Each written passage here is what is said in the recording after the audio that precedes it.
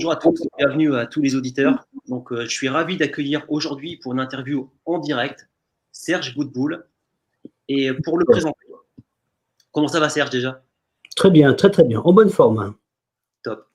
Donc, on est là pour peut-être plus une heure et demie, puisqu'à la fin de l'interview, il y aura des questions-réponses avec les auditeurs. Donc, merci Serge pour tout ce temps que tu nous accordes, c'est vraiment super sympa. Et merci de m'accueillir. Merci à tous pour tous ceux qui participeront à cette émission. C'est un grand honneur pour moi en tout cas. Et je vais commencer par te présenter. Je vois que nos auditeurs commencent à arriver au fur et à mesure. Et je vais diffuser une petite vidéo et expliquer un petit peu qui tu es. Donc, en fait, tu es un auteur. Tu as écrit pas mal de livres que vous pouvez voir ici à l'écran. Donc, qui sont disponibles bien évidemment sur Amazon. Mais aussi et surtout, j'ai envie de dire, Serge, toi, tu es surtout un conférencier. Un conférencier, quelqu'un qui anime également des séminaires où justement, on va mettre en pratique tout ce que tu apprends tout ce que tu nous donnes comme théorie dans les livres. Totalement. Est-ce que je t'ai bien décrit ou est-ce que tu veux ajouter quelque chose? Oui, totalement. L'important, c'est d'apprendre, donc, avec les bonnes techniques, à ouvrir l'être spirituel que nous sommes, avec toutes ses potentialités, et ouvrir grandes ses ailes, comme ferait cette image, effectivement. Ouvrir, et effectivement, tout le monde a ses facultés déjà. Il suffit simplement de se permettre de les ouvrir en travaillant avec les bons exercices. À un certain moment, ça se fait, tout simplement. Top. Et avant de commencer véritablement l'interview, là, vraiment, je suis super content de t'avoir parce que tu es quand même un des premiers, parce que dans un de tes bouquins qui date de 2007, sauf erreur de ma part, tu es un des premiers à avoir expliqué un petit peu ce qu'était l'intuition, en tout cas, un des premiers à en parler vraiment dans un livre. Oui, totalement. Totalement. Bon, Et oui, ça a été écrit en 2007, mais le livre a demandé à peu près 15 ans pour se faire. Voilà, à peu près. Avec 15 ans quand même. Oui, oui, oui. D'accord. Et ben, ce que je te propose de commencer avec une question plutôt générale. C'est, pour toi, qu'est-ce que ça t'évoque, l'intuition? L'intuition, c'est une faculté spirituelle, parce qu'avant tout, nous sommes des êtres spirituels.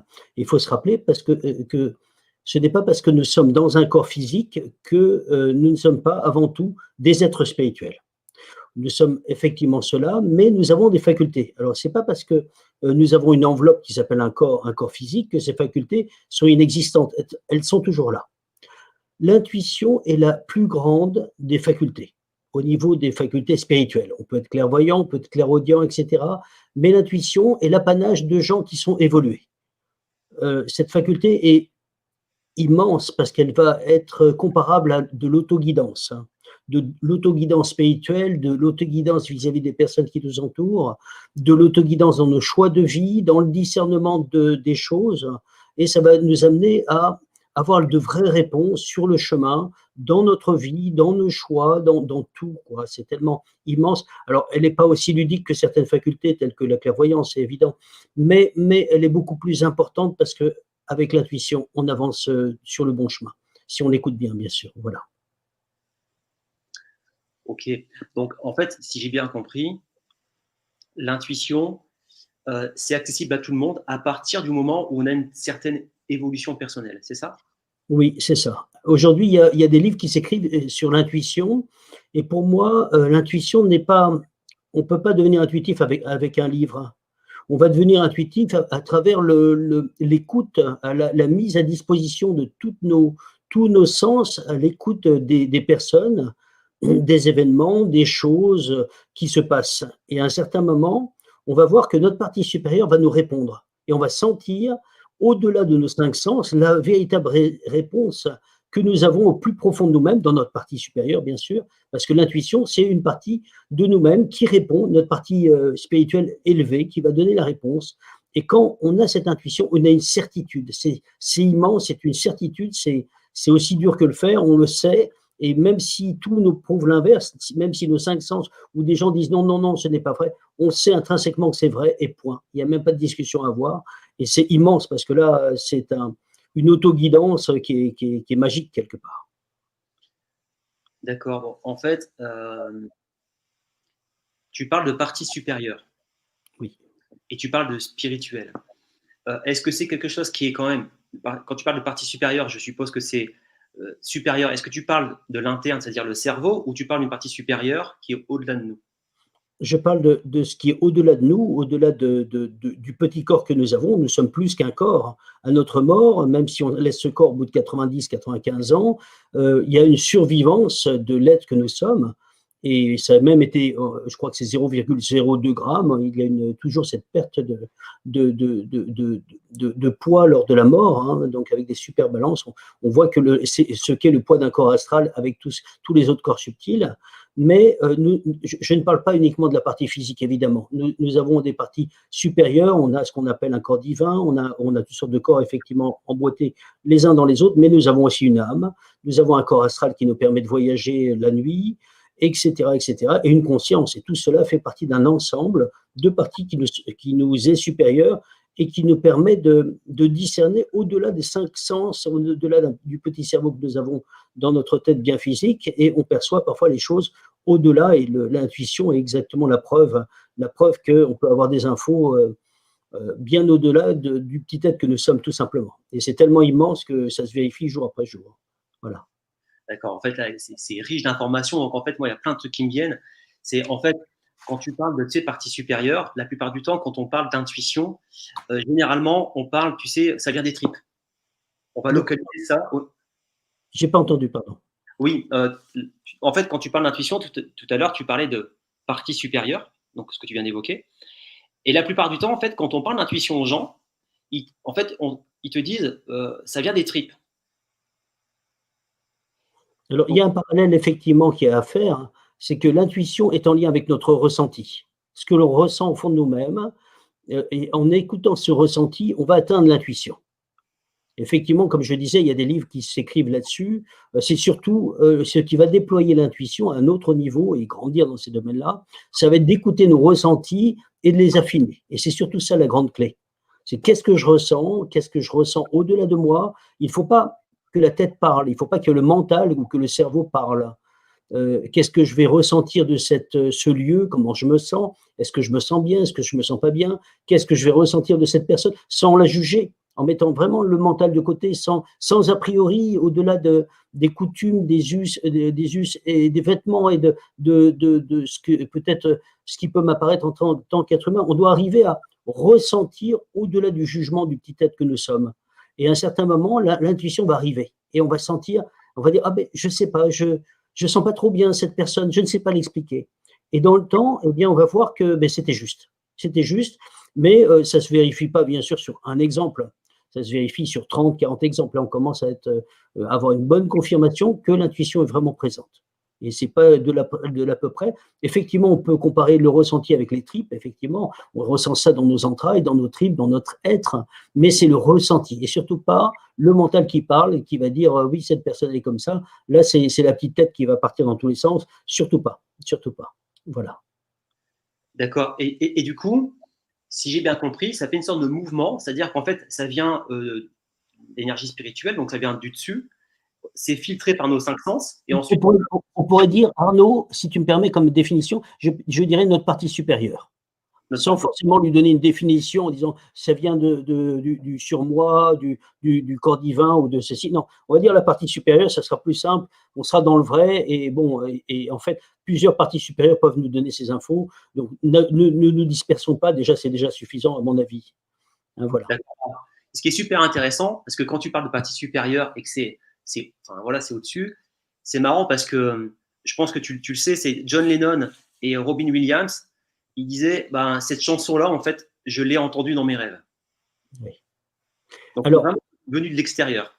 Alors, attention, dans ces domaines-là, il faut discerner. Il faut discerner parce que l'intuition, si je devais lui donner un maître mot, je dirais c'est de la claire connaissance. On a de la connaissance qui nous arrive par notre partie d'en haut, ça vient de nous. Alors que quand un John Lennon ou un Robin Williams entendent des choses, ils peuvent l'entendre par inspiration. Ils peuvent l'entendre par un autre canal qui n'est pas forcément le canal intuitif. Ils peuvent l'entendre par clairaudience, mais ils peuvent l'entendre parce qu'ils sont sortis de leur corps une nuit, par exemple, et ils l'ont entendu dans l'astral, dans les plans de l'astral. Et donc, il y a aussi des plans avec des mondes de la musique, etc. Donc, ils peuvent percevoir cela. Ce n'est pas une intuition. c'est une connaissance qui arrive un petit peu, je dirais, diagonale. L'intuition est une connaissance qui arrive directement à la verticale. Et on sent que c'est notre partie supérieure qui a parlé et ce n'est pas un quelconque ou un guide très supérieur qui a parlé. L'intuition, c'est une connaissance qui est en nous et on sait que c'est comme ça, on le sait, on a cette certitude et il n'y a même pas de discussion à avoir. D'accord. Ok. Et du coup, moi, ça m'intéresse de partager avec toi une expérience personnelle. Parce que est-ce qu'on peut l'appeler intuition? À toi de me le dire. Et donc, pendant un tour du monde, en fait, j'étais dans une galerie photo et là, j'ai reçu quelque chose dans la poitrine et je me suis dit, voilà, c'est de la photo. La photo, c'est ça que je dois faire. Et ça semblait complètement incohérent parce que moi, j'étais complètement débutant, pas formé, je ne connaissais pas Photoshop, toujours pas d'ailleurs.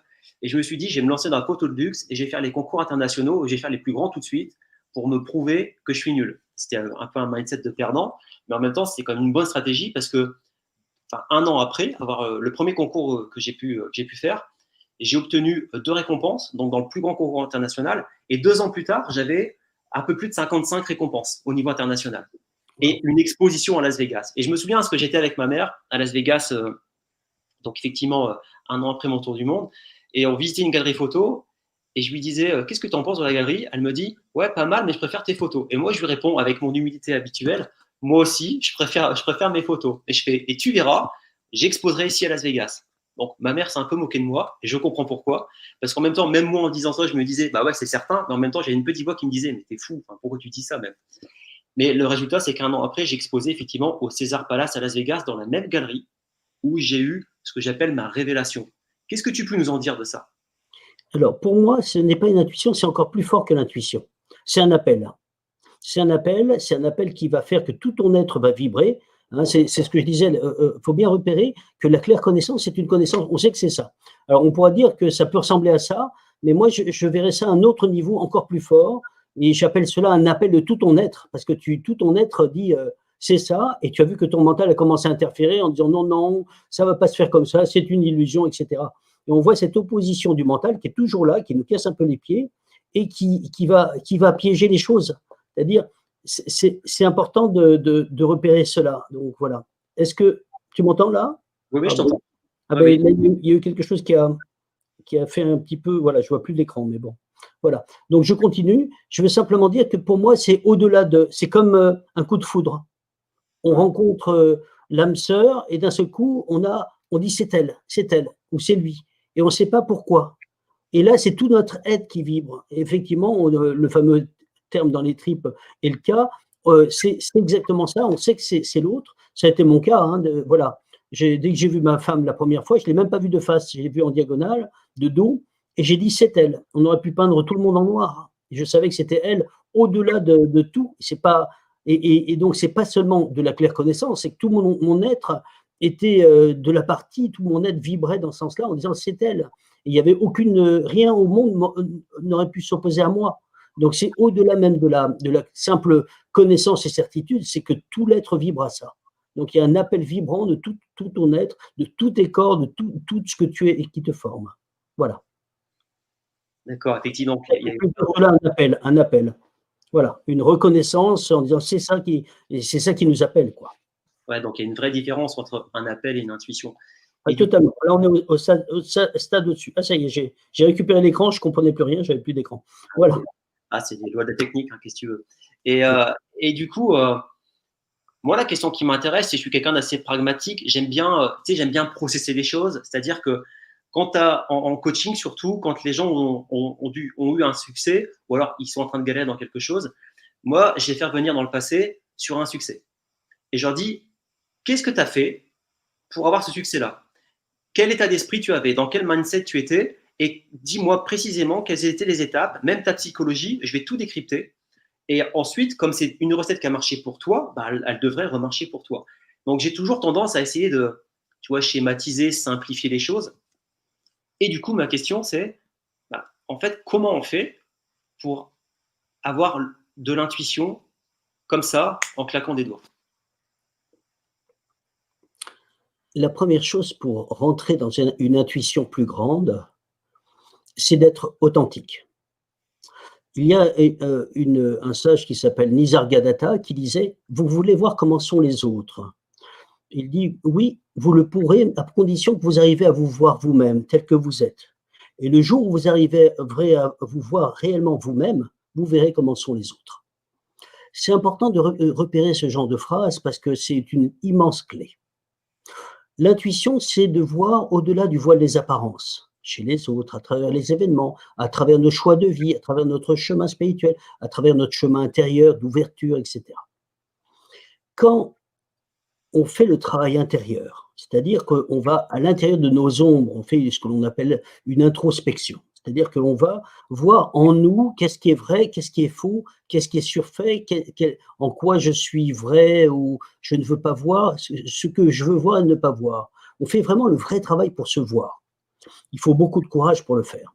C'est-à-dire qu'on va voir qu'on n'est pas aussi beau qu'on ne le croyait, qu'on n'est pas, on ressemble pas à une idole, etc. On n'est que ça et pas plus. On accepte de nous voir dans nos failles. Eh bien, à partir du moment où on arrivera parfaitement à se voir tel que l'on est, en acceptant notre simple réalité d'être humain avec des tâches, des défauts, des trucs, eh bien, on va pouvoir voir au-delà de l'apparence chez les autres. En plus de cela, c'est qu'à partir du moment où on se voit tel que nous sommes, nous ne jugeons plus les autres. Donc, il nous est permis, même par les plans supérieurs, de voir un petit peu au-delà du voile des apparences chez les autres.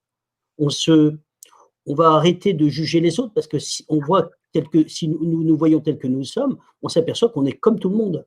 Donc, il n'y a aucun orgueil à avoir. D'abord, on se trouve le nez un peu dans la farine en disant ah, je suis que ça, vraiment, waouh, je reçois tellement de cadeaux du ciel, mais je ne suis pas si terrible que ça. À la fin, on ne juge plus personne.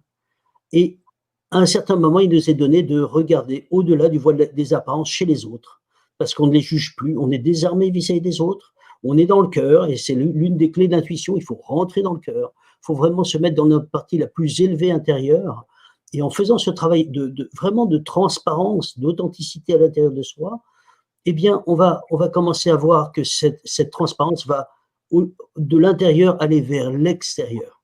Vous voyez? Et je voudrais citer aussi Emmett Fox qui disait « c'est le dedans qui fait le dehors ». C'est-à-dire que si j'arrive à rendre mon intérieur authentique et transparent et au-delà de mes ombres, c'est-à-dire que j'ai enlevé un petit peu le brouillard intérieur, eh bien, je peux voir à travers le brouillard des autres, comme s'il n'y avait pas de brouillard. Voilà.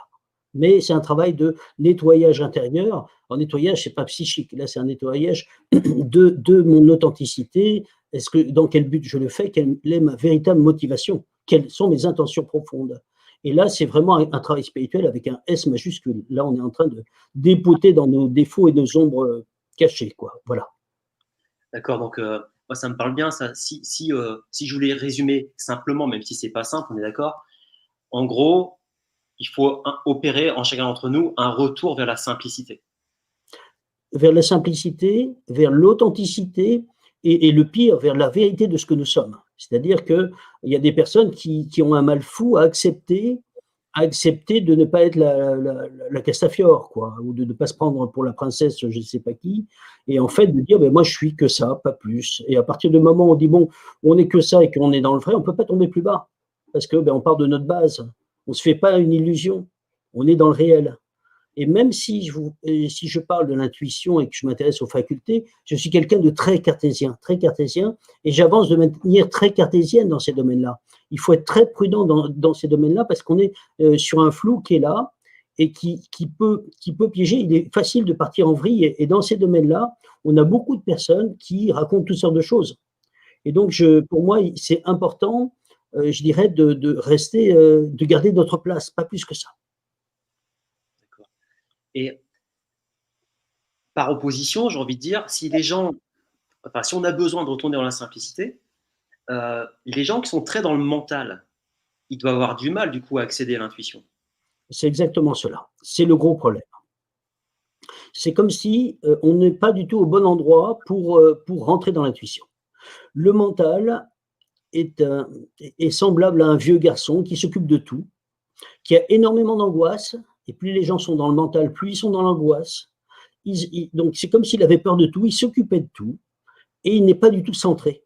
Le mental a cette particularité, pour celui qui travaille dessus, c'est voilà, si vous travaillez dessus, vous allez le constater vous-même, comme bien d'autres l'ont constaté, il n'est jamais dans le présent. il est toujours dans le passé ou dans le pseudo-futur. On a même le philosophe Pascal qui dit « Observez vos pensées, vous verrez qu'elles sont toujours tournées vers le passé ou vers le futur ». Voilà ce qu'il disait déjà en ce temps-là. Mais c'est exactement ça. Et en fait, le mental n'est pas du tout dans le cœur. Le mental, c'est comme si on était au 3e sous-sol dans une cave et on ne voit pas dans une cave, on ne voit pas à l'extérieur. Si on veut aller vers le cœur, on doit monter à l'étage et voir du balcon. Et là, on va voir une belle vallée dans la montagne, etc. Mais dans le sous-sol, on ne verra rien. On ne verra rien du tout. Et donc, je pense simplement à Saint-Ex, qui avait quand même une super sagesse, qui disait « l'essentiel est invisible aux yeux ». On ne voit bien qu'avec le cœur, mais c'est exactement ça. C'est exactement ça. C'est que l'intuition, c'est on va écouter notre ressenti du cœur, on va écouter comment je me sens. Et quand j'ai des gens très, très mentales, je dis arrête de faire parler ta tête, arrête, ça parle dans tous les sens, arrête. Repose ta tête, s'il te plaît. Comment tu te sens là? Est-ce que tu te sens bien, oui ou non? Comment te sens-tu dans l'atmosphère? Est-ce que tu sens que nous sommes comme des amis? Est-ce que tu sens, comment te sens-tu? Est-ce que tu te sens bien? Et bien écouter cette partie-là va faire comme si on va sortir d'autres oreilles que les premières empêchaient d'être.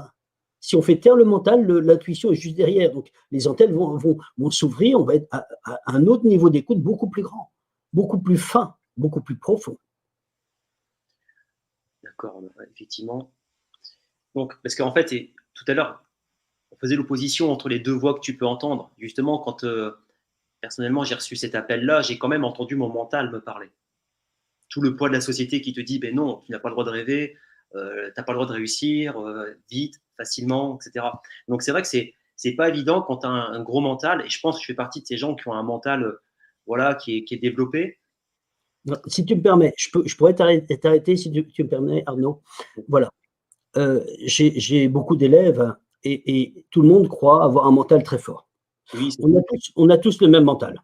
On a c'est tous vrai. le même mental, sauf qu'il faut apprendre à le contourner et à le dépasser. Je vous donne un exemple tout bête. Je me suis rendu compte de ça quand j'étais jeune. Quand je faisais une dictée, eh bien, la première chose, on voyait une intuition qui arrivait et qui me disait le mot c'est celui-là. Et ça durait une fraction de seconde. Et donc, ça partait. Et moi, à ce moment-là, j'étais pas très content de moi, parce qu'à chaque fois que je me faisais avoir, j'écoutais la phase suivante, c'est-à-dire une longue phrase qui me disait non, le mot c'est celui-là. Et c'était faux. Et je suis tombé dessus 20 fois, et 20 fois j'ai fait l'erreur. Et en fait, l'intuition est furtive, elle est très furtive. Elle arrive, et le mot, il s'en va immédiatement. Et arrive à ce moment-là, le truc très très long, qui nous dit, voilà, alors l'intuition, c'est souvent, pas l'intuition, le mental, ce sont souvent des grandes phrases longues, il y a du il faut, culpabilisant, lourd, il faut que tu fasses des choses comme ça parce que, avec des parce que, des justifications, ça c'est le mental, c'est le mental. L'intuition, en 3 mots, tout est dit, hop, ça y est, on a l'info.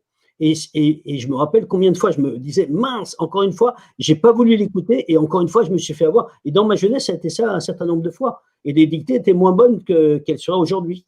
Pourquoi? Parce que j'avais l'intuition de comment s'écrivait le mot et je me disais non, c'est trop furtif, c'est trop furtif.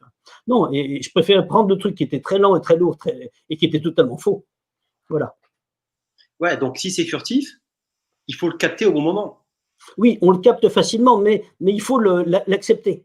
Parce que dans notre société, on aime bien ce qui est lourd, qui est lent, qui est posé, alors que le truc, il arrive, hop, on le voit à peine.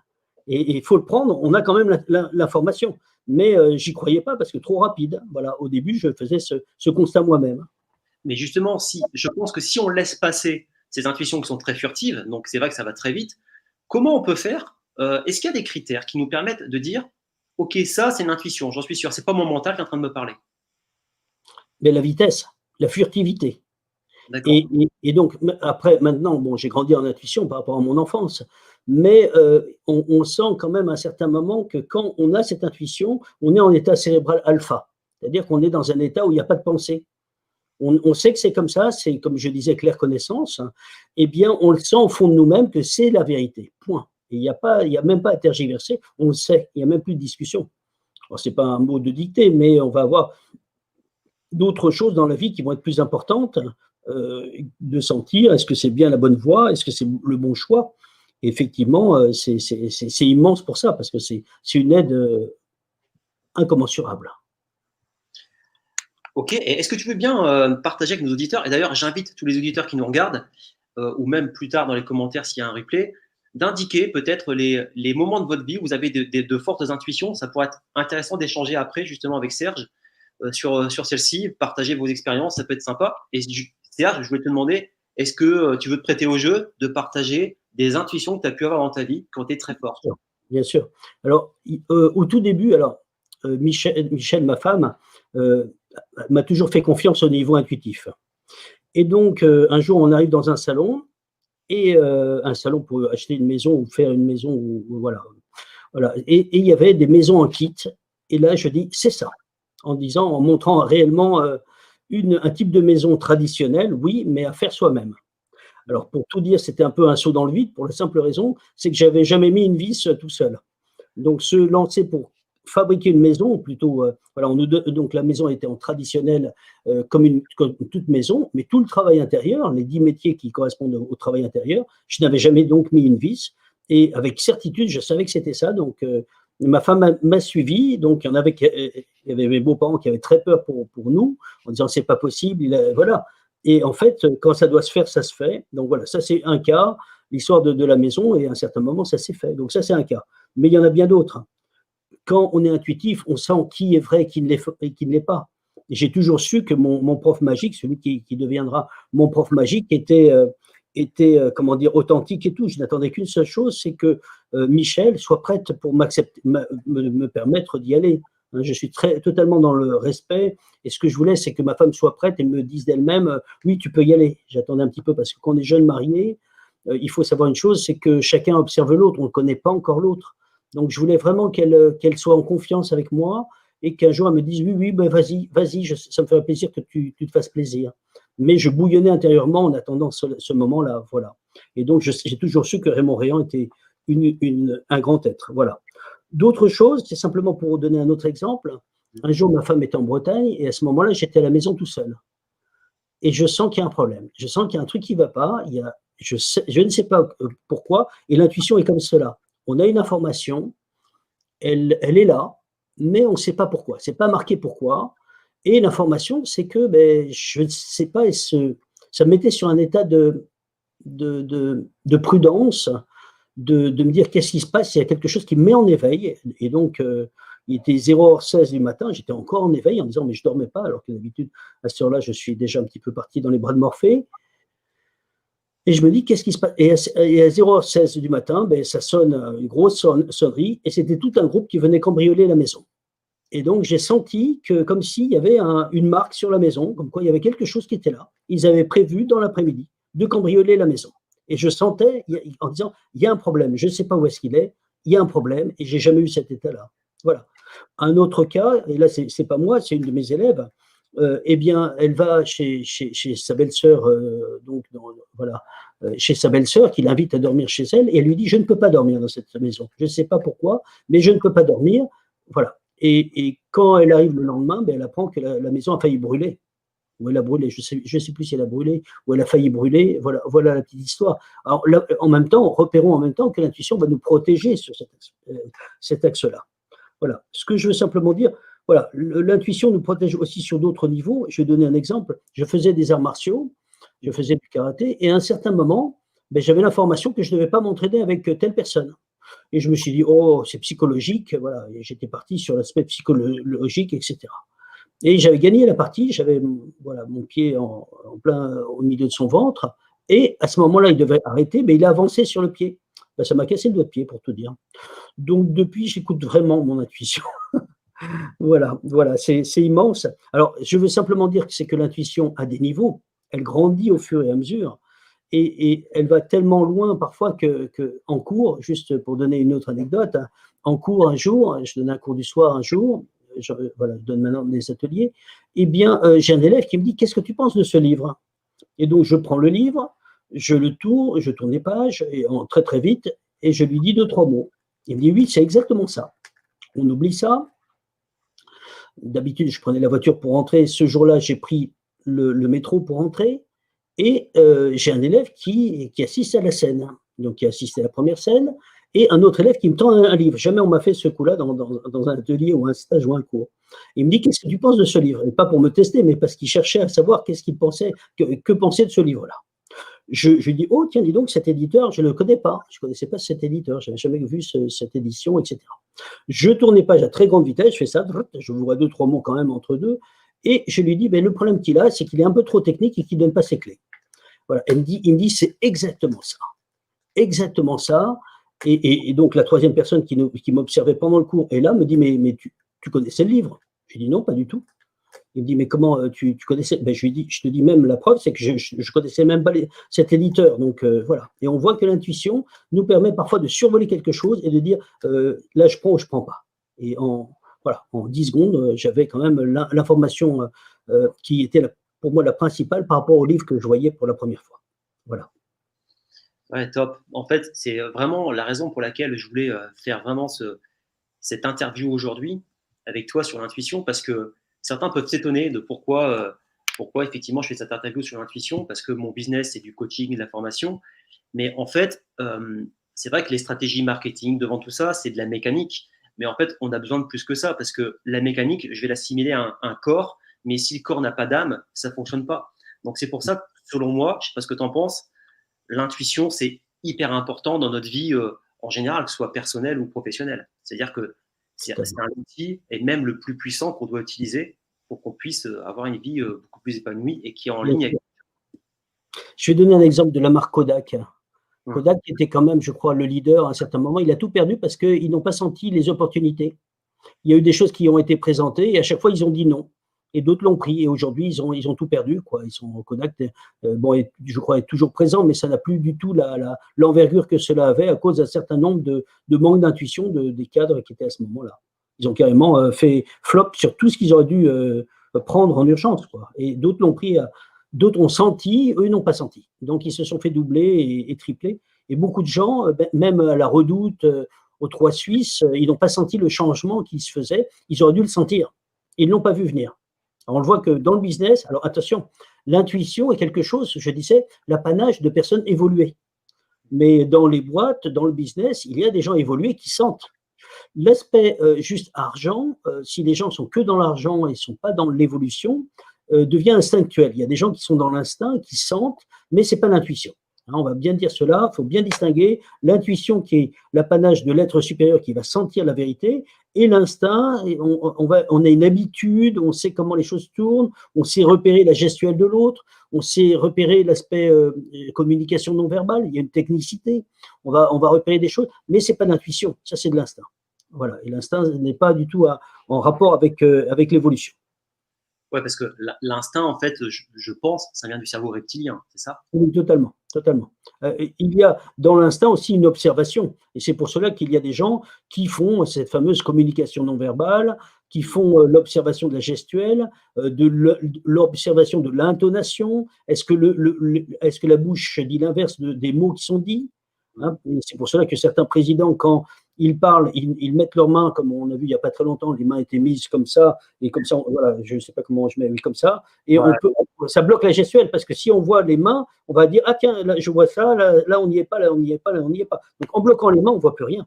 Et donc c'est aussi pour cela que, bon, après il y a la gestuelle des yeux, est-ce que l'autre regarde en arrière, en avant? Bon, là on est sur autre chose, c'est plutôt une technicité, mais on n'est pas dans l'intuition. Carrément. Bon, alors je suis certain en fait que tous les auditeurs se posent une question majeure, parce que moi je me la pose. C'est, Serge, est-ce que tu as un outil magique qui peut nous permettre justement d'atteindre ou de développer cette intuition? Alors l'outil magique, pour moi l'outil ultime, et qui est au-delà des livres, même si vous voyez des livres d'intuition qui vous disent lis-le et dès que tu sors tu seras intuitif, non, il n'y a rien à lire qui va vous transformer. La transformation, c'est déjà l'auto-observation et de faire la transparence en nous. Si on arrive à faire cette fameuse transparence en nous, être vrai vis-à-vis de soi, rentrer dans une authenticité, ce que nous allons développer à l'intérieur va se développer autour.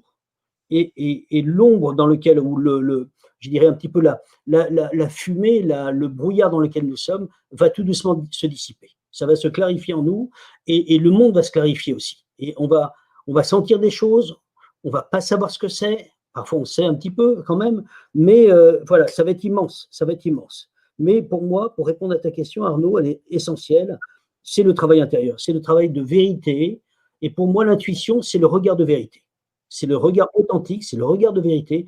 Et pour atteindre une intuition de niveau supérieur, on ne peut pas voir au-delà du voile des apparences chez les autres si à l'intérieur de soi, on n'a pas réussi à voir au bout de son nez, quoi. Il faut faire le travail véritable. Ce travail n'est pas trop méchant. C'est simplement à regarder qui nous sommes, quels sont mes authentiques, et j'insiste sur cet aspect-là, intentions, au-delà des apparences, parce qu'il y a des gens qui font du bien, ok, des choses bien, et l'intention est de récupérer des suffrages, d'être reconnu, d'être aimé, ou que tout le monde les applaudisse. Si on est comme ça, c'est pas un don. Mais si on travaille vraiment à rechercher nos points faibles, là, ça va être grand. Ça va être grand parce que on va vraiment dépoter à l'intérieur, dans notre racine intérieure, et ça va se répercuter sur tous les moments de la vie, tous les moments de la vie. Que ça soit autant au niveau spirituel, intérieur, professionnel ou quoi, on sera averti. Hein, donc, je donne un exemple tout bête qui est autre, simplement pour donner un exemple. J'avais, il y a très longtemps, dans une boîte où j'étais avec une personne et je lui disais fais attention à telle personne, sans juger la personne. Je sentais cela en disant fais attention, et je lui décrivais quelque chose. Et elle me dit mais non, il n'est pas comme ça. Je lui dis fais attention. Et d'autres choses. Il me dit mais qu'est-ce que tu penses d'un tel, ou pareil, je l'avais fait avec ma femme pour ses copines, ses copines d'école. Et je lui disais oui, celle-ci est comme ci, celle-ci est comme ça, celle-ci. Et l'un et l'autre m'ont dit mais c'est exactement ça. Mais ils l'ont pas vu tout de suite. Et l'intuition va au-delà même de ce que l'on aperçoit, même si on est à côté de l'autre. On voit au travers, au-delà du voile des apparences chez l'autre. Voilà. Et donc, c'est immense, c'est tellement immense, mais c'est un regard d'authenticité, c'est un regard de vérité. Donc, pour le cultiver, il faut faire le travail sur soi, travail de vérité. Qu'est-ce que je suis vraiment? Pourquoi je fais les choses? Est-ce que je les fais pour être vu?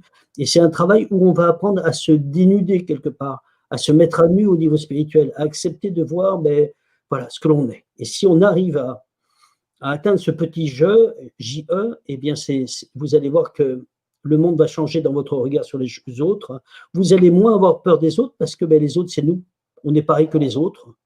Voilà, c'est important cet aspect-là. Et on rentre dans quelque chose qui est plus grand parce qu'on commence à avoir confiance, même si l'autre n'est pas le même que nous, et on rentre dans quelque chose de beaucoup plus grand en nous. D'accord. Et du coup, en fait, je repense à un petit peu, si je faisais une synthèse pour décrire un peu l'intuition, notamment les caractéristiques. Tu as parlé de furtivité, tu as parlé d'être dans le moment présent, tu as parlé d'être en vérité avec soi-même. Et c'est intéressant parce que quand je t'exposais mon appel que j'ai reçu à Las Vegas pour la photographie, c'était un moment furtif. J'étais dans un état émotionnel élevé puisque j'étais en voyage, j'étais dans mes valeurs fondamentales, la liberté, etc. Donc je me sentais bien et j'étais vraiment dans le présent. C'est-à-dire que je pensais pas au passé et je pensais pas au futur parce que j'étais vraiment ancré dans le présent. D'ailleurs, c'est peut-être un des rares moments dans ma vie où je suis dans le présent parce qu'en tant qu'entrepreneur, on essaie toujours d'avoir 3 coups d'avance. Et c'est vrai que c'est à ce moment-là que j'ai reçu cet appel. Donc c'est intéressant ce que tu racontes parce qu'effectivement, j'ai envie de dire, s'il y a des critères à observer, c'est la furtivité, être bien avec soi-même et du coup, essayer d'attirer ce moment présent. Et moi, si je pouvais partager un outil, le voyage, je pense que le voyage, parce que quand on voyage, c'est aussi un voyage intérieur d'abord. Donc le voyage, je pense que c'est quelque chose qui pourrait peut-être nous permettre de nous mettre dans un état de réceptivité. Qu'est-ce que tu en penses? Totalement. Mais tu vois, une chose sur laquelle je voulais appuyer, vu que pour moi, ce que tu as eu était plus que l'intuition, c'était une intuition avec un I majuscule. En même temps, je vous signale que l'intuition, passée à un niveau supérieur, devient ce que l'on appelle le discernement. C'est ça, c'est ce vers quoi va l'intuition. Mais ce que je voulais ajouter, c'est que si tu avais fait attention à ton enfant intérieur, Arnaud, tu as dû remarquer qu'il y avait une joie immense d'avoir trouvé. Et la joie de l'enfant qui a trouvé son jouet en disant voilà, je l'attendais, c'est ça. Et c'est ça, ça y est, j'ai ma réponse. Et parfois, on la cherche une vie. Hein. Il y a des gens qui la cherchent longtemps. Ah bah ça, je peux te garantir que j'étais tout excité. Hein. Et je me souviendrai de toute ma vie, le jour où j'ai vu que j'avais gagné les deux premières récompenses au plus grand concours du monde, j'ai cru que je rêvais, j'ai cru que c'était pas vrai. Je me dis, mais pourquoi il y a moi à côté de ces récompenses, ça, c'est pas possible. Et je peux te garantir que la soirée, je m'en souviens très bien, c'était fantastique. C'était en Chine, et j'ai fêté ça avec 2 amis chinois que j'avais rencontrés. Franchement, c'était un moment inoubliable. Donc c'est vrai que Ça me parle bien. Alors, pour répondre en même temps, je n'ai pas répondu à ta question. Ta question, c'était par rapport à cet aspect-là. Cet aspect-là, qu'est-ce que le voyage? Le voyage a une particularité qui est immense, c'est qu'elle casse le mental dans son clivage. On s'aperçoit vraiment que l'autre, même s'il a une autre couleur de peau, d'autres coutumes, d'autres lieux de vie, plus chaud, plus froid, plus tiède, plus ceci, plus cela, d'autres modes, eh bien, l'autre, il est comme nous. Et ça nous ouvre une vision des choses qui est beaucoup plus large que de rester dans nos petits clivages du mental où on croit avoir la vérité, l'autre ne l'a pas, l'autre il est loin, l'autre il est ça, etc. C'est une très grande ouverture que le voyage, je confirme aussi, oui. Oui, oui. Top, bah, ça tombe bien parce que j'aime beaucoup le voyage et j'invite vraiment les gens à voyager et si possible, essayer au moins une fois dans sa vie de faire un voyage seul parce que quand on est seul, bah, du coup, on va pouvoir faire de l'introspection et aller chercher cette fameuse vérité dont tu parlais. Totalement. Et du coup, moi, il y a un sujet qui m'intéresse aussi, c'est que, OK, maintenant, on sait à peu près comment l'identifier, comment on peut aller la chercher, mais est-ce qu'il y a des choses qui peuvent, comment dire, bloquer l'intuition? Oui, oui, oui. Il y a des choses qui, si on ne l'écoute pas et qu'on ne l'écoute pas une fois, deux fois, trois fois, quatre fois, on n'est que dans le mental, eh bien, ça ne va pas bloquer en tant que blocage, mais on n'est pas au bon endroit. C'est-à-dire qu'au lieu d'être sur le balcon et voir la vallée, on va dans le sous-sol. L'intuition est le langage et la vision du cœur. Et donc, si on écoute notre tête et on se met au niveau de la tête, j'ai des élèves qui sont un peu comme ça, eh bien, on bloque tout. On bloque les ressentis, on bloque tout. Et donc, laisser parler la tête, c'est empêcher d'avoir le ressenti des choses, le ressenti d'une vérité plus grande. Et donc ça, c'est une chose, c'est de l'écouter, de l'écouter.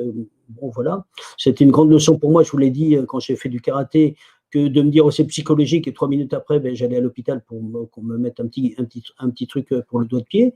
Voilà, mais après, j'ai dit, bon, cette fois-ci, j'écoute, ça suffit de croire que les choses sont un peu trop cartésiennes, donc parfois, il faut aussi écouter l'intuition, évidemment. Et donc ça, c'est important. Voilà, je ne sais plus quelle était la question, par contre, j'ai loupé un peu le reste. C'est, bah, tu sais, en fait, dans tes livres et séminaires, tu parles beaucoup des développement des facultés psychiques et à un moment donné, tu parles, parce qu'on en a déjà parlé un petit peu avant, comment on pouvait bloquer justement cette intuition, parce que Ah en oui, fait, c'est ça. tu expliques la technique de la coque de protection. Donc justement, Oui. j'aimerais qu'on parle de ça. Alors, la coque de protection, il y a une particularité, elle est là pour nous protéger de tout vampirisme énergétique. Elle enveloppe ce que l'on appelle notre aura, qui n'est pas un corps, comme disent certains auteurs, mais un champ électromagnétique qui est généré par nos chakras. Donc voilà, le long de la colonne vertébrale, on a 7 chakras principaux qui vont générer, ce sont en sanskrit des roues, qui vont générer, donc ce sont comme des vortex qui tournent, d'énergie entrante et sortante, qui vont générer une aura de certaines couleurs. Et cette aura, elle est à 40 cm autour de nous à peu près, et elle nous entoure. Et ça, c'est notre capital énergétique. On crée donc une coque transparente pour se protéger, comme ça personne ne va nous piquer notre énergie à notre insu, nous prendre notre énergie.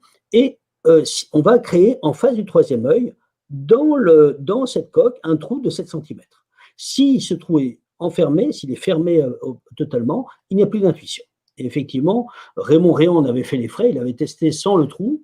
Eh bien, il est passé dans une rue, il s'est trouvé dans une genre de manifestation, machin, et d'habitude, jamais ça lui arrive. Et il s'est dit, si j'avais pas eu, et donc il a créé le trou depuis, et en disant, il faut avoir cette ouverture, parce que en ayant ça, tu as l'intuition et tu as toutes les autres facultés. Mais si on n'a pas cette ouverture, eh bien, on verra qu'on ne perçoit plus l'extérieur. Ok, ok, ok.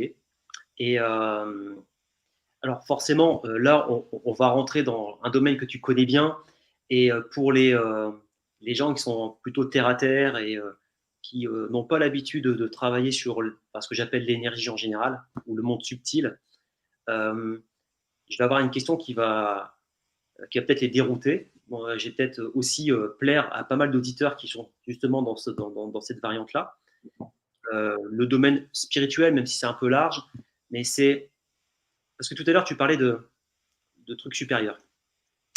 Parfois, l'intuition, tu sais, parfois on dit les gens parlent avec leur ange gardien, on peut recevoir un message de l'univers ou des choses comme ça. Et justement, comment distinguer parce que certains, tu verras, j'ai des questions qui viennent, ils me disent je suis thérapeute et parfois j'ai des sons, j'ai des images, j'ai des choses qui me viennent. Donc, est-ce que c'est de l'intuition ou est-ce que c'est encore autre chose? Par exemple, la médiumnité. D'accord. Alors déjà, là, la personne qui entend quand elle est thérapeute des voix, ça parle dans sa tête et ce ne sont pas ses mots, hein. C'est important de repérer parce que si c'est nos mots, c'est parfois notre mental. Je vous disais, le mental n'est jamais dans le présent, donc il faut repérer ce genre de phrase. C'est toujours ou dans le passé ou dans le futur. En plus, les phrases sont longues. En plus, il y a une lourdeur et en plus, il y a une justification. Il faut que, parce que, etc.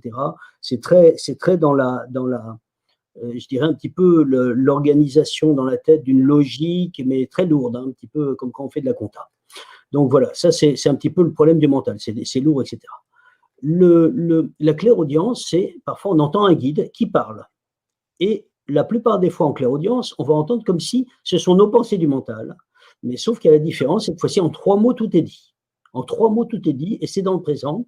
C'est plein d'amour et ça n'a rien à voir avec le mental. De plus, l'intuition, ce ne sont pas des mots, l'intuition.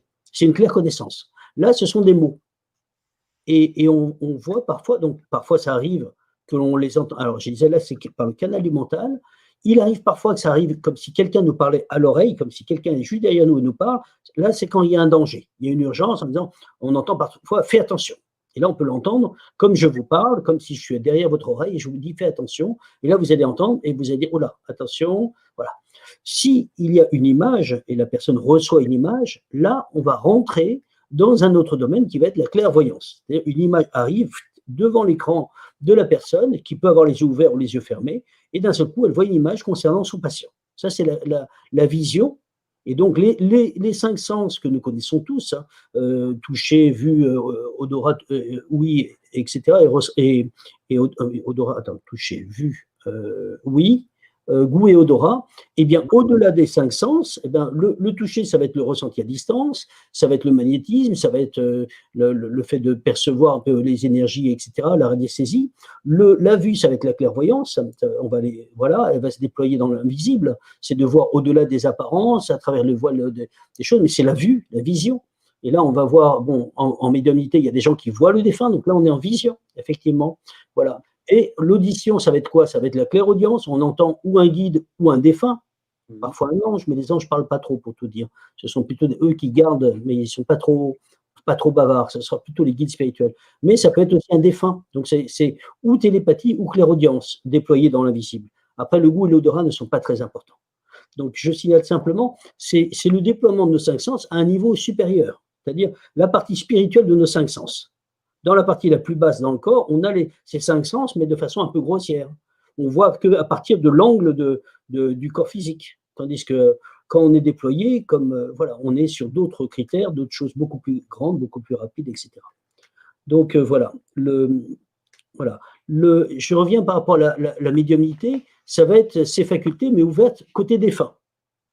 Il y en a qui ouvrent ces facultés côté communication animale. Alors, que ce soit un angle ou un autre, c'est l'ouverture de l'aide spirituelle que nous sommes. C'est ça qu'il faut repérer. Et donc, je donne un exemple tout bête. Lors d'une conférence, j'ai une dame qui me dit « Monsieur Boutboul, mais qu'est-ce que vous êtes? Vous êtes radiesthésiste, vous êtes médium, vous êtes guérisseur, vous êtes clairvoyant ?» Et je me tourne vers mes élèves en disant « Mais qu'est-ce que je suis en fait ?» Et donc, donc ces élèves se mettent à rire. Et je me tourne vers la dame, et en fait, en lui disant, mais je suis tout, en fait. Parce que vu qu'on ouvre l'aide spirituelle que nous sommes, après, c'est une question d'orientation. Si je m'intéresse aux défunts, je vais être médium, mais si je m'intéresse à voir les choses, je vais être clairvoyant, mais si je m'intéresse à entendre les guides, je vais être canal ou channel, si je m'intéresse aux animaux, je vais être dans la communication animale. C'est comme si on disait, eh bien, est-ce que vous avez des yeux? Je réponds oui, ben, je vois comme vous, j'ai des yeux qui sont là. Mais est-ce que vous entendez? Je dis, ben oui, vous voyez, j'ai des oreilles. Et est-ce que vous sentez? Ben oui. Et est-ce que vous touchez? Ben oui. Et si on ouvre bien l'être spirituel que nous sommes, alors l'intuition, ça va être au-dessus, ça va être là. Là, on est avec le haut, notre partie haute. Mais si j'ouvre correctement l'être que je suis, au niveau spirituel, et que je prends conscience que ce n'est pas ce corps-là qui m'empêche d'être ce que je suis, eh ben, j'ouvre à une mission largement supérieure. Et au lieu d'aider 40 personnes dans cette vie, je vais en aider 40 000. Parce que je vais aider la planète, je vais sortir de mon corps, je vais faire du bien à droite à gauche, je vais aider des gens qui ont besoin, même s'ils sont en Australie et que je suis en France, etc. etc. Donc, on va déployer l'être que nous sommes, mais à des niveaux insoupçonnés, et on va faire un bien fou. C'est-à-dire qu'effectivement, ce sont des moyens, mais ces moyens sont tellement immenses. C'est comme si je vous disais, ben, aujourd'hui, à partir d'aujourd'hui, vous n'avez plus de voiture, plus de train, plus de métro, plus de vélo, plus. Et vous allez me dire, mais comment je vais faire? Mais vous allez totalement être coincé. Vous allez être totalement coincé dans votre arrondissement et tout. Même si ce sont des moyens immenses, parce qu'on ne peut pas faire grand-chose actuellement si on n'a pas, pour se déplacer, si on n'a pas un véhicule. Alors ça peut paraître normal pour certains, oui, mais quand ailleurs on nous dit parfois, mais en Orient on nous dit les sidis, il faut faire attention, oui, il ne faut pas s'y arrêter, ce sont des moyens, mais ces moyens nous permettent de faire beaucoup de choses. Merci Serge. Et tu évoquais en début de ta réponse les 5 sens, et on dit souvent que le 6e sens, c'est l'intuition. Donc ça, c'est assez sympa. Mais moi, la question qui me vient aussi, c'est pourquoi on dit que les femmes ont plus d'intuition que les hommes?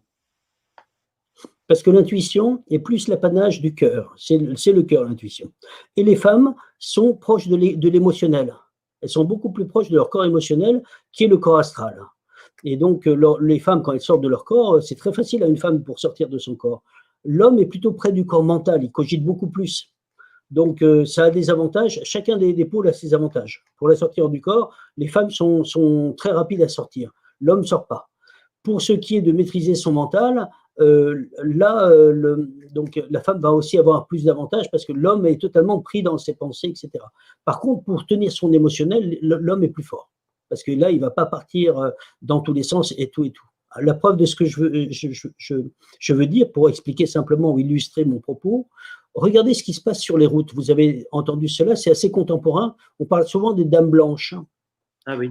La dame blanche, c'est une femme qui, alors on ne parle pas, parfois dans les émissions, je voyais, ils s'étaient trompés, ils ont fait un amalgame. La dame blanche, c'est une femme qui a eu un accident violent et qui va être enfermée dans sa mort et qui va répéter la mort. C'est-à-dire, elle va rentrer dans une voiture avec le conducteur. Le conducteur, s'il fait attention, il verra qu'elle n'a pas ouvert la porte, mais il ne fait pas attention parce qu'il est dans un état second de par sa présence, par la présence de cette femme. En fait, elle traverse la porte, elle s'assied, il avance comme s'il avait pris en stop, il avance, et d'un seul coup, à l'endroit où elle est morte précédemment, et là où auparavant, elle hurle violemment, et à ce moment-là, elle disparaît. Donc, elle va répéter ce processus de mort. Mon propos est celui-ci, c'est une question. Pourquoi n'y a-t-il pas des hommes blancs, puisqu'il y a des dames blanches?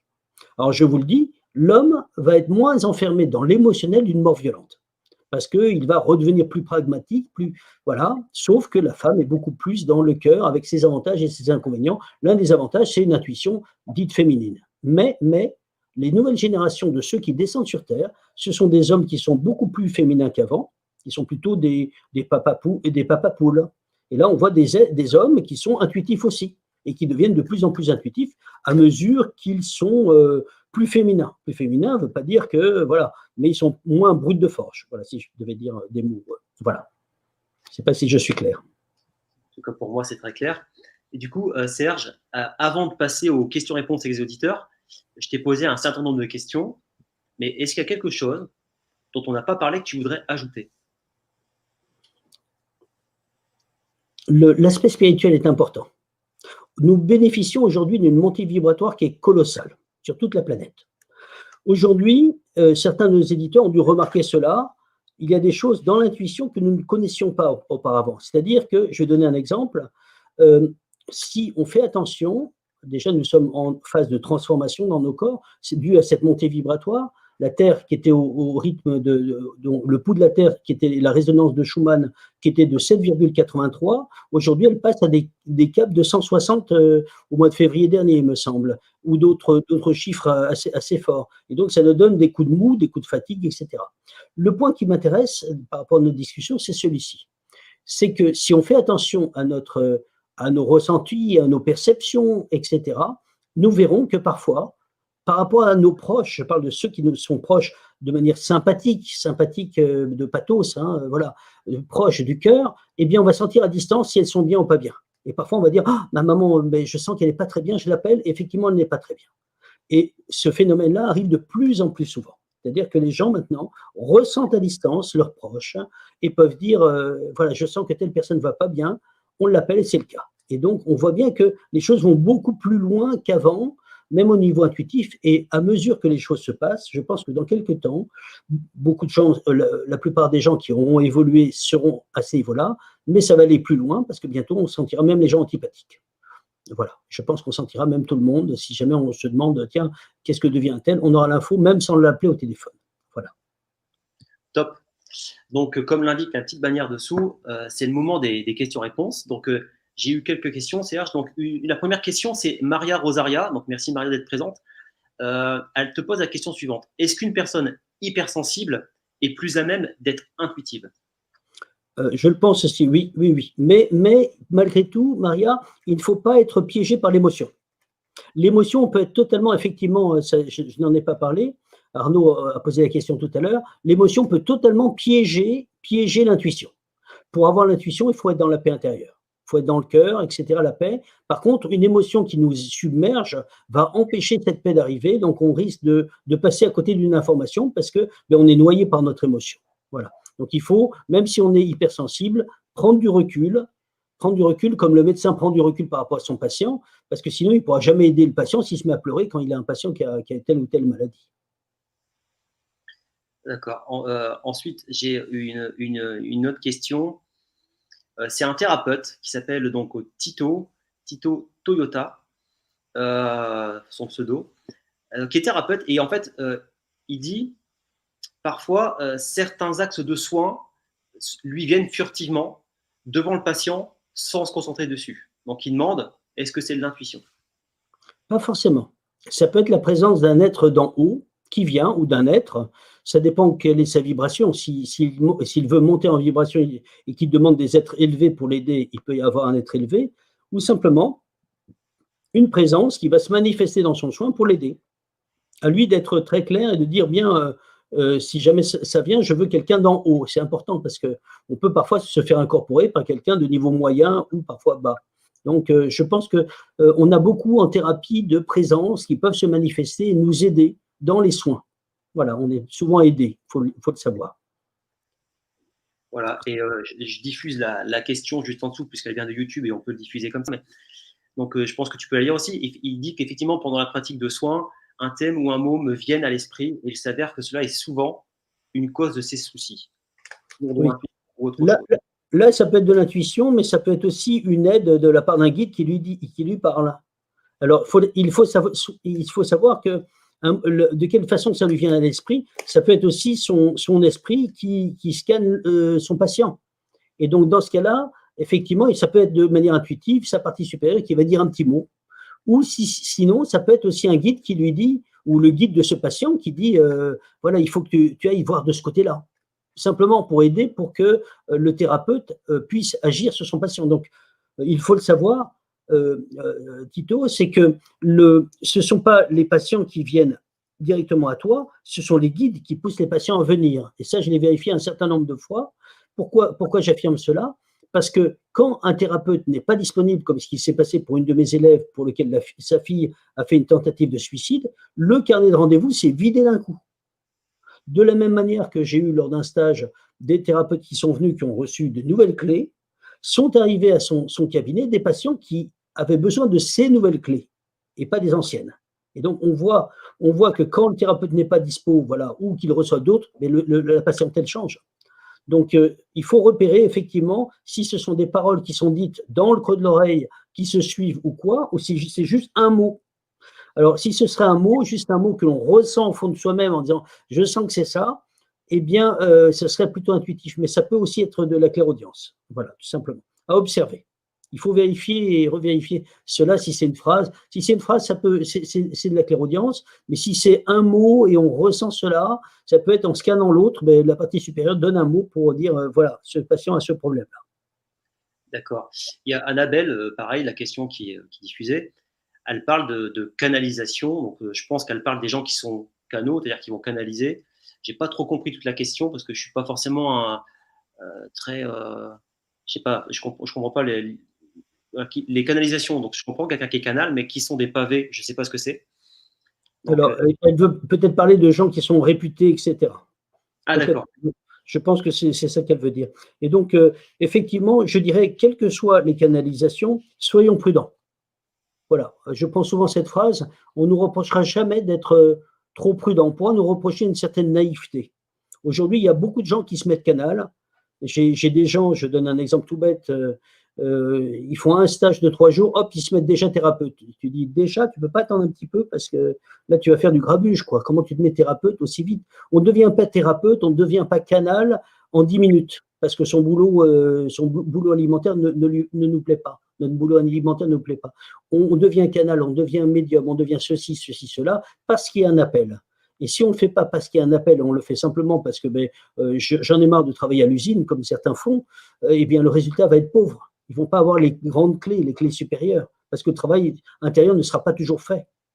Et donc ces gens-là, beaucoup de gens qui se mettent thérapeutes, parfois n'ont pas totalement voilà, ils font ce qu'ils peuvent, bon, mais c'est pas, le travail intérieur doit être fait d'abord avant de devenir thérapeute ou avant de devenir canal. Donc c'est important vraiment d'être fiable, de rentrer dans une authenticité. C'est très important cela parce que, voilà, je donne un exemple tout bête. Peut-être que quelques-uns d'entre vous connaissez Monsieur Philippe ou le maître Philippe de Lyon. On sait très bien qui était Monsieur Philippe à travers les livres, à travers les écrits de gens qui ont vécu à côté de lui, etc. Et il y avait un jour une dame qui canalisait Monsieur Philippe, qui disait « Moi, je suis maître Philippe Melchisédek, moi, je suis puissant, moi, ceci et cela. » Et il y a une dame qui lui a répondu « Ce que vous dites est totalement erroné. Si vous connaissiez au moins un tout petit peu de la vie de Monsieur Philippe, vous sauriez qu'il jamais il s'est présenté de cette manière-là. Et donc, voilà, ce que vous faites est totalement faux. Et donc, il faut être très prudent actuellement. Voilà. Simplement, si vous n'avez pas confirmation des informations, prenez de la distance, c'est tout. Soyez prudent. On entend des choses, bon, ok, on les entend, mais on n'est pas obligé d'avaliser. Simplement, gardons notre prudence, gardons notre aspect cartésien, c'est essentiel. On est dans un monde un petit peu qui, dans le spirituel, parfois va dans tous les sens. On a beaucoup de gens qui sous prétexte d'avoir envie d'être grands, se voient grands et agissent comme des grands, mais c'est pas toujours ça. Voilà. Excusez-moi d'essayer de dire les choses. Voilà. Ne t'excuse pas, au contraire, c'est très sympa de partager comme ça. J'ai une question de Valérie Marceau-Gallimard, qui demande si les HPE, donc les hauts potentiels émotionnels, c'est assez tendance, hein, les hauts potentiels. Comme tu disais tout à l'heure, tout le monde se dit haut potentiel maintenant. Et il y a une différence entre le haut potentiel, c'est-à-dire l'intelligence pure, et maintenant on parle aussi de haut potentiel émotionnel. Et ça, c'est quand même une différence qui m'intéresse, cette nuance est intéressante. Et elle demande justement si par nature, les HPE, haut potentiel émotionnel, sont des gens qui sont plus facilement intuitifs que les autres. L'intuition, c'est une faculté d'évolution. Quand la personne a fait le chemin intérieur, elle peut avoir de l'émotion ou pas d'émotion, ou maîtriser ses émotions ou pas. Ce n'est pas forcément le critère de base. Ça peut être un critère effectivement complémentaire de vérification d'informations, mais l'intuition fait que, parce que j'ai eu beaucoup d'incarnations, parce que j'ai appris à ressentir l'autre, parce que j'ai fait un travail intérieur, l'intuition va venir. Et donc, ce n'est pas forcément en lien direct avec les hauts potentiels, etc. Donc, c'est pour cela que je garderai une certaine prudence quant à la réponse.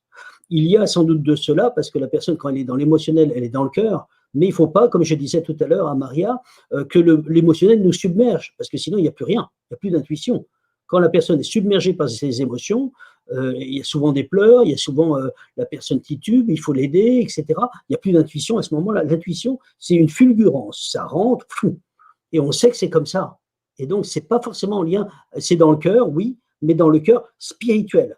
On n'est pas dans le petit cœur avec toute cette émotion, ces trucs qui tournent, avec voilà, cette déstabilisation qui peut arriver. Hein, c'est important de repérer cela, mais dans un cœur qui est en paix, en connexion avec les mondes d'en haut, et qui va dire « je sais que c'est ça, point », et voilà, on a la certitude. Voilà, je ne sais pas si je suis très clair, mais voilà.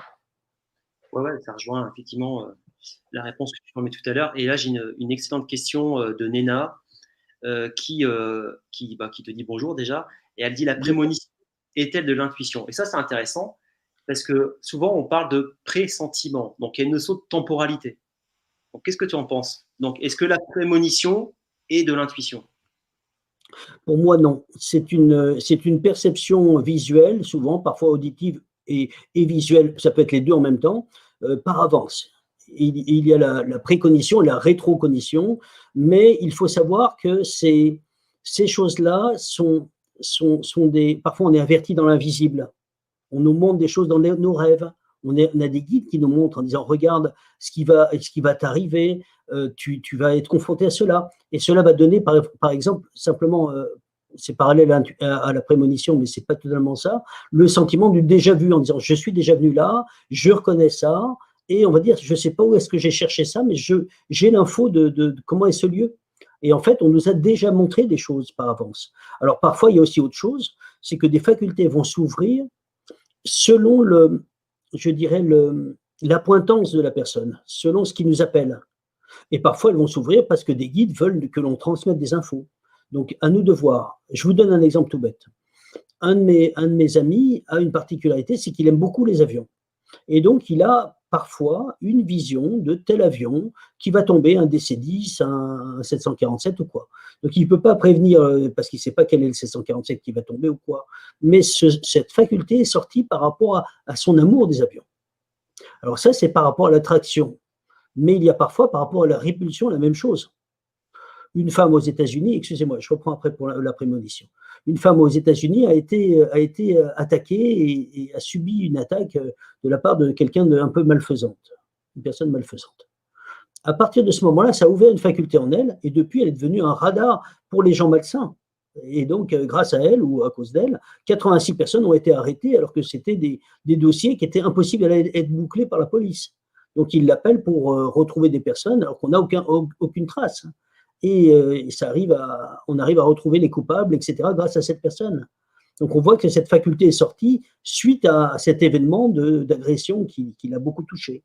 Donc, on voit quand même, malgré tout, que tout cela est en lien avec le cœur.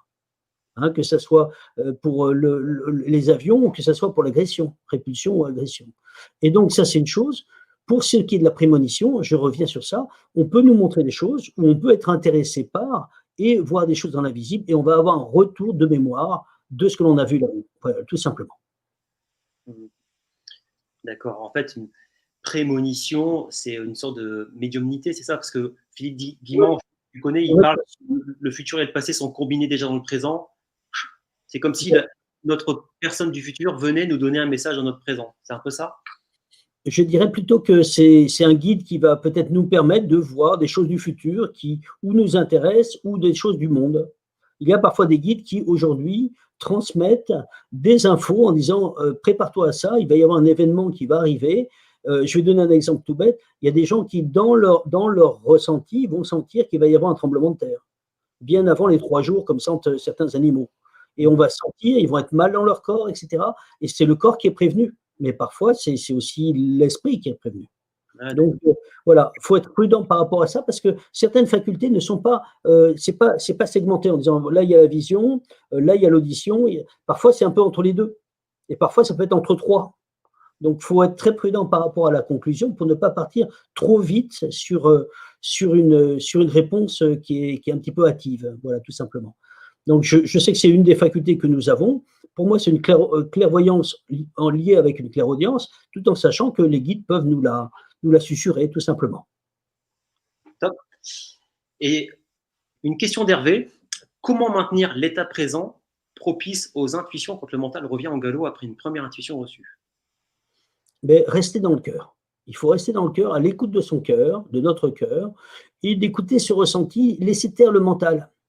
Voilà, simplement, imaginons que je regarde un paysage avec des plantes, etc. Voilà, je le fais en même temps, hein, je vois à travers la caméra un paysage avec des roses, etc. Et on est admiratif, on est dans le cœur. Et quand on est dans le cœur, on se met en état cérébral alpha. Et en état alpha, il n'y a plus aucune pensée, on est vraiment en suspension. Hein, c'est ça qui est important. Et donc, un des moyens pour se mettre en état cérébral alpha, pour aider nos auditeurs, c'est de visualiser que vous étirez tête et thorax. C'est ce qui est écrit dans mes livres au passage. Tête et thorax pendant 40 secondes. Alors je ne parle pas d'un étirement physique, évidemment. Je parle d'un étirement comme si on visualisait que on se grandit astralement, nos yeux voient au niveau du plafond, ils voient au niveau de 10 mètres au-dessus, 100 mètres au-dessus, dans les nuages, dans l'espace, beaucoup plus loin, on voit la Terre qui devient de plus en plus petite, etc. Pendant 40 secondes, on fait cela, vous verrez que vous allez rentrer dans un alpha qui va être très sympa. Et d'un seul coup, il n'y aura plus aucune pensée. Et là, le mental, on ne l'a pas maîtrisé, hein, mais on l'a contourné. Et vous verrez que vous êtes en état alpha. Et à ce moment-là, il y a une chose qui est intéressante, c'est que là, vous êtes disponible pour ouvrir vos facultés, clairvoyance, clairaudience et tout ça. Voilà. D'accord. Et Bien sûr. alors, tu sais, t'imagines, Serge, qu'il y a une actualité un peu compliquée. C'est pas forcément le genre de question que je veux aborder, mais est-ce que, si tu veux répondre, est-ce que justement, dans cette période un peu troublée, toi qui es clairaudient, clairvoyant, etc., est-ce que tu as peut-être des messages à nous donner par rapport à ce que tu as perçu, ce que tu as reçu? Oui. Le message que j'aurais à dire, c'est faites attention à votre vibration, à votre état intérieur. Ne vous faites pas avoir par la colère. Les temps actuels vont être encore plus troubles. Les gens vont glisser vers la colère parce qu'ils sentent clairement que tout se referme. Pour l'instant, les gens ne disent rien, mais ça va monter en colère crescendo, crescendo, crescendo. Voilà, on le voit, je ne suis pas le seul à le percevoir, c'est un peu chaud ce qui se rapproche. Ce qui est important, c'est de garder notre vibration élevée. Souvent, il faut repérer cela. Pas souvent, en permanence. Hein. Imaginez une balance. Imaginez que sur la balance, sur les trucs de balance, j'ai 10 000 de poids négatifs et lourds d'un côté. Essayez de bien comprendre que forcément, ce n'est pas parce que vous avez 10 000 là qu'il n'y a pas 10 000 là. Vous avez forcément 10 000 de l'autre côté. Donc, ce que je veux simplement dire, c'est simplement cela. Je ne parle pas d'un aspect manichéen, hein, le bien, le mal, etc. Mais je veux simplement vous dire, c'est que s'il y a une force de 10 000 qui nous écrase, même si nous ne voyons pas de l'autre côté, nous avons forcément 10 000. Sinon, ce serait injuste. Le chemin spirituel serait totalement erroné. Donc, il y a une particularité, c'est que le mal fait beaucoup de… Voilà, où certains êtres font beaucoup de mouvements, beaucoup de vent, mais le bien est en puissance, mais ne se montre pas. Il est là, mais il ne se montre pas. Et à force d'entendre celui qui parle tout le temps, on a l'impression qu'il n'y a que lui. Et c'est pareil pour ce dont on parle. Il répète sans arrêt les mêmes choses, les mêmes choses, les mêmes choses. Il n'y a pas de devoir d'information comme on nous le dit, parce que ce n'est pas de l'information, c'est d'audimat. Et donc, il faut faire attention de ne pas faire baisser notre vibration, ne pas s'obliger à voir la télé ou les informations, BFM TV par exemple, le soir, si vous voulez être informé, voyez le midi, mais ne vous couchez pas avec ça en allant au lit. Parce que là, vous allez aller à cause d'une vibration basse dans le bas astral. Donc, il faut faire attention à notre vibration, faire attention à une hygiène de pensée. On parle beaucoup d'hygiène de nourriture avec des salons bio. Il devrait y avoir des salons de la pensée, c'est encore plus important. Parce que là, on apprendrait à discerner, en faisant attention à ne pas polluer la terre avec nos pensées sombres. Voilà. Et si je peux me permettre, j'ai fait un petit clin d'œil à mon voisin Jean-Claude que j'aime, par-dessus tout, il le sait. On évoquait ce sujet-là dernièrement et ça fait vraiment écho à ce que tu viens de dire. C'est-à-dire qu'à un moment donné, voilà, pour maintenir son énergie, lui, ce qu'il fait, donc je le partage, c'est une stratégie que j'ai appliquée depuis. C'est vrai que je dors beaucoup mieux. Même si je ne regarde pas BFM TV, la radio, etc., ça me permet de m'endormir vraiment bien parce qu'il y a des études qui ont été menées sur la gratitude, comme quoi ça a des effets bénéfiques sur le sommeil. Et lui, il a trouvé mieux que ça. Il m'a dit, écoute Arnaud, moi je regarde des trucs d'humour et en fait, je rigole avant d'aller dormir, 5-10 minutes. Et c'est vrai que je fais ça tous les soirs et même parfois même le matin. Je fais ça le matin avant de commencer à ma journée de travail et ça me met vraiment de bonne humeur. Et c'est vrai que je m'endors de bonne humeur. Je suis heureux, je suis content et je passe une bonne nuit. Donc voilà, je tenais à partager ça aux auditeurs parce que c'est un super conseil qui est extrêmement simple. Choisissez l'humoriste que vous voulez, mais en tout cas, moi, ça fonctionne à merveille. Donc, je vous invite à essayer. Alors, c'est immense l'humour. Hein. Je te remercie. Arnaud, ouais. C'est gigantesque l'humour. C'est une faculté d'esprit, il faut le savoir. Et ça nous met en lien avec notre enfant intérieur. Et ça, c'est essentiel, surtout actuellement. Oui, eh bien, en fait, justement, je pense que pour reconnecter, pour compléter les réponses, et notamment la question de Hervé, pour rester dans le présent, simplement se connecter à son enfant intérieur. Le voyage, c'est une bonne solution. L'humour, c'est une bonne solution. Danser, c'est une bonne solution. Enfin, il y a plein de solutions. À chacun de trouver ça ou ses solutions, quoi. Mais le maître mot, si tu me permets, ce serait vivre. Oui. Je ne sais plus si c'est pas Victor Hugo qui disait le plus lourd fardeau, c'est d'exister sans vivre. C'est ça qui est important, vivre. Aimer la vie, la remplir, jouer, s'amuser, laisser l'enfant jouer aussi. Oui. Exactement. Et du coup, J'ai d'autres questions. Alors, une question intéressante de Sylvie, que je diffuse. Et la lecture d'événements futurs ou en cours sur des symboles comme des oiseaux, des nuages, etc., ou des synchronicités. Qu'est-ce que ça t'évoque, ça? Ben, je dirais simplement, voilà, Sylvie, qu'il faut être prudent. On voit des choses, tant que ça n'a pas été vérifié, il faut garder une certaine prudence. Pour moi, c'est important cet aspect-là, d'observer. Tant que ce n'est pas assez clair, c'est comme les gens qui me disent j'ai rêvé de cela, ben, je dis à la personne, mais demande des signes complémentaires. Demande là-haut en disant s'il vous plaît, j'ai reçu ça. C'est pas très clair. C'est comme la personne qui voit le chiffre 33, elle le revoit une deuxième fois, elle le revoit, et tu dis là-haut en disant s'il vous plaît, c'est pas explicite, je comprends pas trop, 3 fois 33, bon, c'est gentil, mais et puis après, qu'est-ce qui se passe après? Donnez-moi quelque chose de plus clair. Et là, quand c'est pas très clair, on peut demander là-haut, donnez-moi quelque chose de plus clarifié, comme ça je ne suis pas sur un symbole, je ne suis pas sur un rêve qui est un peu flouté ou qui a été pris par une partie de mes corps et d'autres parties de nous-mêmes, comme par exemple, imaginons que les rêves ne sont pas forcément une vérité absolue. Je donne un exemple, c'est qu'on a aussi parfois des besoins physiologiques qui vont faire que dans notre rêve, on va chercher des toilettes pendant une partie de la nuit parce qu'on a oublié d'uriner avant d'aller dormir. Et donc, pour moi, le rêve n'est pas totalement fiable. Mais là, on n'est pas sur du rêve, bien sûr. Mais on peut avoir des signes, comme vous avez des signes, demander des confirmations dans ce cas-là. Parce que ce n'est pas assez pour dire c'est un fait. C'est important d'être prudent, même par rapport à l'intuition, celui qui développe son intuition, vous devez tester votre intuition. Et pas la tester une fois, la tester 10 fois, 20 fois, 30 fois, jusqu'au moment où vous commencez à voir que vraiment elle est là et qu'elle est efficace. Voilà. D'accord. Merci Serge. Donc je regarde un petit peu les questions par-ci par-là. Après, bon, j'ai des questions qui n'ont pas forcément à voir avec l'intuition. Quoique, j'ai posé la question, à toi de me dire si tu as envie d'y répondre ou pas. Peut-être certains ne connaissent pas justement un peu ça, mais ça peut être intéressant de les ouvrir et les éveiller à autre chose. On me demande, donc purée de piment, merci pour ta question. Bonjour Serge, donc je vais la diffuser. Bonjour Serge, allons-nous vers la 5D?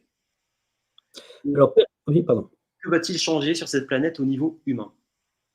Oula, oulala. La question est beaucoup plus complexe qu'on le croit. Pour moi, on n'est pas vers la 5D, on est déjà dans la 6D, la sixième dimension. Et le problème qu'il y a, c'est que nous n'avons pas les organes pour le percevoir. C'est-à-dire que notre corps physique est dans la troisième et on n'a pas les moyens de percevoir que nous sommes dans la sixième. Malgré tout, si voilà, ceux qui écrivent ce message, celui qui écrit ce message, doit remarquer dans son corps que la nuit, il y a parfois plus de sommeil, que parfois il fait le hibou ou la chouette dans son lit, que le repas, on ne peut plus manger ce que l'on veut, qu'on sent dans notre corps des choses qui bougent, qu'on aperçoit des choses, il y a beaucoup plus de facultés qui souffrent, clairvoyance, clairaudience, que les énergies, on les sent. Il y a une transformation à tout niveau, on ressent les autres, les gens sont plus intuitifs. Et donc, effectivement, tout cela fait partie de ce ramdam qui vient exactement, mais avec en plus de cela, là, le ressenti des présences astrales, avec les bonnes et les moins bonnes. Donc, il faut avoir conscience de tout cela, être prudent sur cette ouverture, avancer avec prudence, mais effectivement, tout cela est on n'a jamais eu ça dans le monde.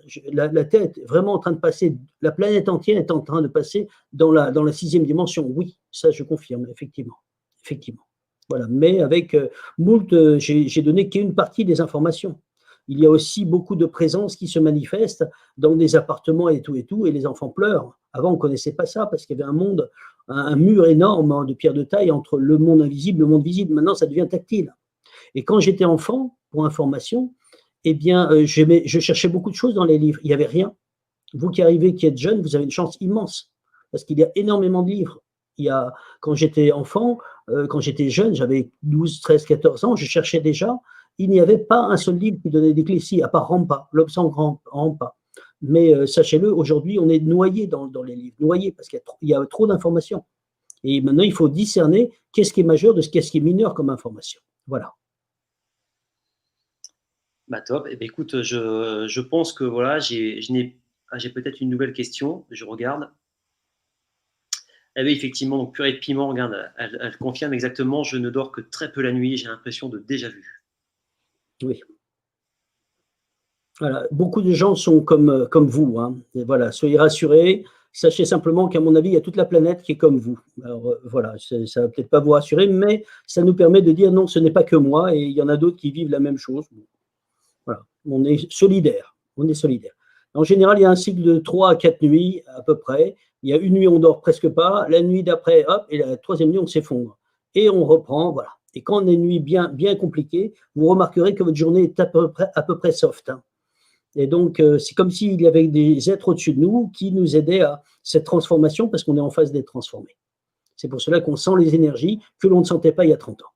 C'est pour cela qu'il n'y avait pas de livre sur l'énergie il y a 30 ans, 40 ans, 40 ans. Voilà. Ben, moi, je voulais te remercier, Serge, parce que quand j'ai initié cette série d'interviews, tu as été hyper sympa avec moi. Tu m'as même invité chez toi, etc. Donc, vraiment, bah, voilà, je partage ça aux auditeurs parce que tu es quelqu'un qui a un grand cœur et je voulais que tout le monde le sache. Merci beaucoup. Merci d'être prêté au jeu. Tu m'as dit même tu avais le temps jusqu'à 16, 17 heures, etc. Donc, tu es quelqu'un de très généreux. Donc, merci énormément. C'est super. Tu nous as apporté plein de réponses. J'espère que vous avez aimé, les auditeurs. N'hésitez pas à mettre des petits likes et puis témoigner votre gratitude à Serge pour ce qu'il nous a donné. Et avant de terminer, je vais juste rappeler, effectivement, je vais rediffuser la petite vidéo où voilà, je montre un petit peu les livres que Serge a écrits. Il y a même un jeu de cartes, etc. Donc, vous pouvez retrouver Serge sur son site internet ou vous pouvez vous inscrire à ses séminaires. Allez-y, parce que franchement, c'est génial, il y a plein de choses à apprendre.